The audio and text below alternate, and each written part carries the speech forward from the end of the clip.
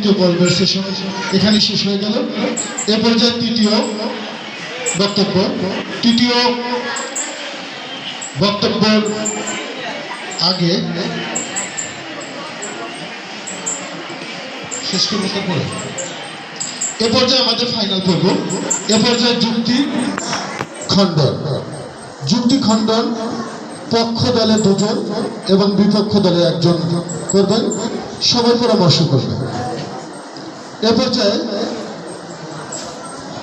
একমাত্র শিক্ষাই নারীর অধিকার নিশ্চিত করতে পারে, তার উপরে বক্তব্য নিয়ে আসছে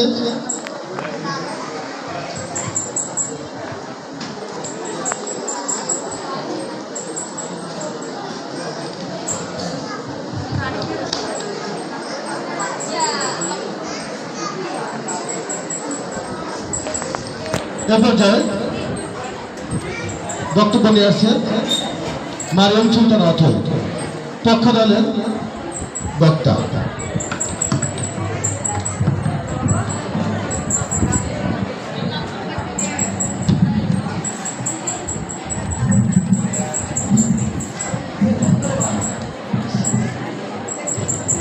মাননীয় সভাপতি, মাননীয় মডারেটর, সম্মানিত বিচারক মণ্ডলী, আগত অতিথিবৃন্দ, আমার সহপাঠীবৃন্দ, আমি একটি প্রশ্ন রাখছি।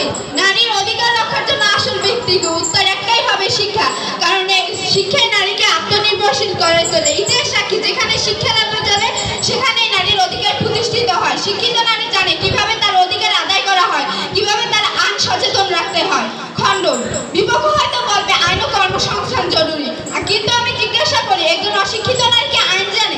কর্মসংস্থানে কি যদি অবস্থানও নিতে পারে, তাহলে কি সে প্রতিযোগিতায় টিকে থাকতে পারবে? শিক্ষা ছাড়া এগুলো কাগজে কলমে থেকে যায়। তাই বলা যায় শিক্ষাই হলো একমাত্র মূল শিকড়। ধন্যবাদ মাননীয় সভাপতি, ধন্যবাদ মাননীয় মডারেটর, ধন্যবাদ সকলকে।